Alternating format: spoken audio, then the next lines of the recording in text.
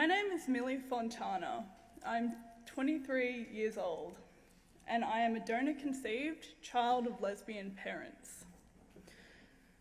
I stand here with support from all three of my parents. This is a testimony that is, safe to say, unheard of, because nobody wants to hear about the other side of the rainbow, the side that is not catered for, that don't grow up happy and grow up with a dissenting idea of what a family structure should be.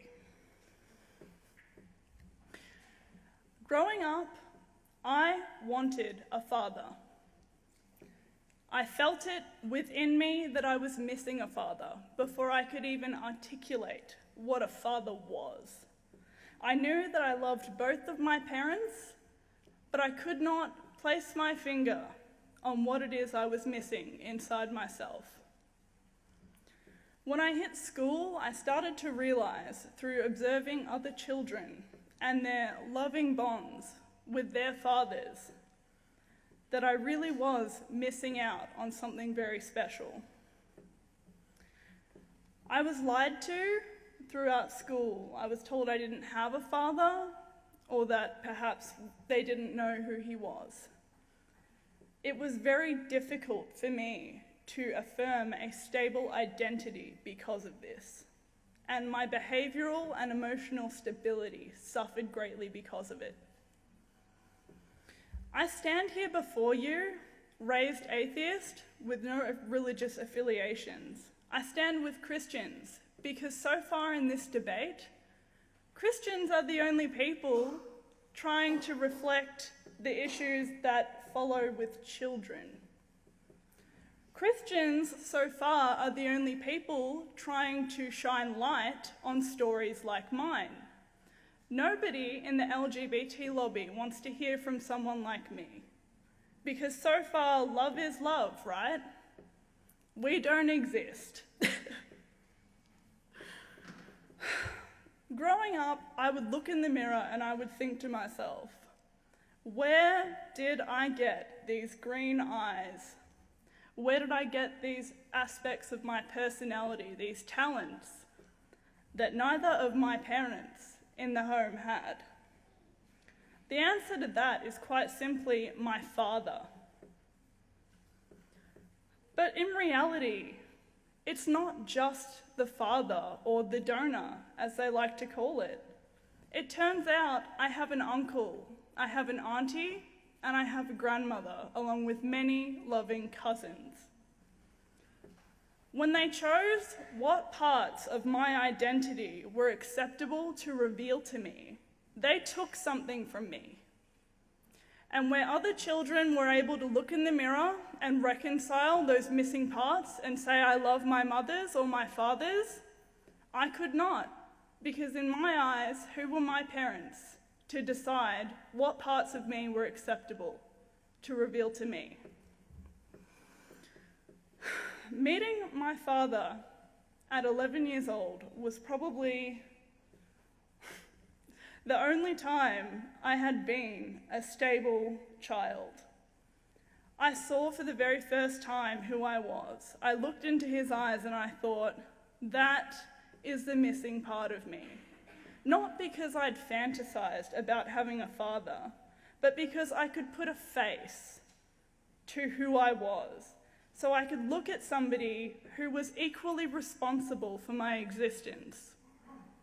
I could affirm my identity based on this man. And if I had not met my father, I would not be standing here with you today, because my emotional reaction to not having him in my life, even at such a young age, was devastating, and it caused me to regress in my development. I want to talk about real equality. There's a lot of talk about equality from the LGBT lobby, but I sort of wonder what their definition of equality is, because for me, equality was being told the truth was being respected for who I was as a whole, and not just based on what my parents desired to let me know. Equality was being able to look at both sides of my genetic family and understanding who I was.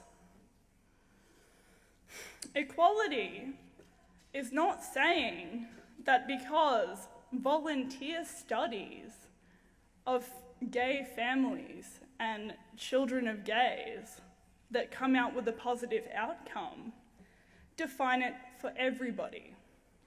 It's completely unrealistic. I heard this lie from the LGBT back in March, saying that children don't care who their family is and that men and women are interchangeable. I consider this in itself to be a form of gender discrimination. Men and women offer complementary roles in child rearing and should probably be respected equally.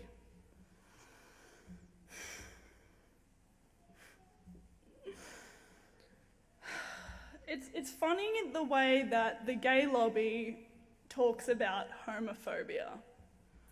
I've had stories of gay friends of mine coming to me and explaining that other gay people have called them homophobic because they would ideally prefer to raise children with a mother or a father. How utterly ridiculous. Was I homophobic when I was looking in the mirror, wondering where my father was? Was I homophobic when I looked at both of my loving parents and pleaded with them to tell me who I was? Absolutely not. But I do love all three of my parents equally.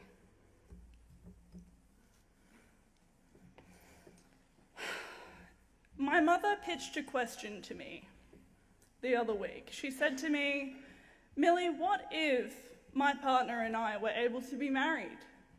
What if we had that stable household environment that everybody else has?" And I answered the question very simply. It was basically answered with another question, which would have been, how would psychologists have treated me for my underlying issues of fatherlessness if to acknowledge fatherlessness was a form of discrimination? How would any physician under threat of legal action have treated me under that circumstance? It was met with silence.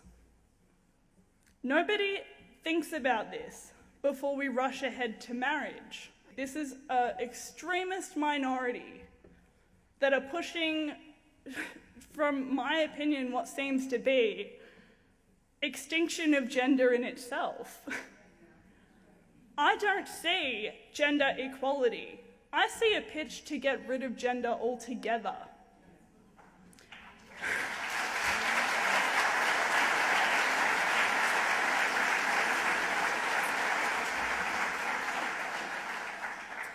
Until we as a society have a discussion that includes children like me who are not okay with parents deciding which parts are acceptable to reveal, until this discussion includes everybody who has been raised fatherless or motherless, until this discussion stops shaming children in my position for coming forward, we should not be pushing marriage through. I am not going to stand here and be silenced by people telling me what was acceptable for me to feel. That I'm a bad person for wanting a father, that maybe I didn't love my mothers enough because I wanted a father. It's bull, and I won't support it. I thank you for coming here tonight. Thank you, thank you, thank you.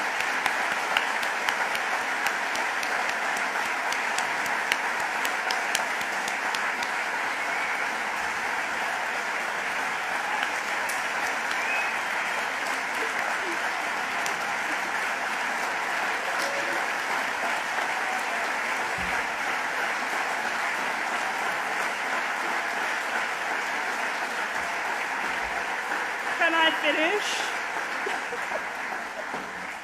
Thank you so much for the standing ovation, but I just want to say that it's really great to see everybody here in support of the same cause, because everybody deserves a voice, and I won't stand here and let people shame Christians or anybody of faith, just based on faith, for standing up for children, because it's ridiculous.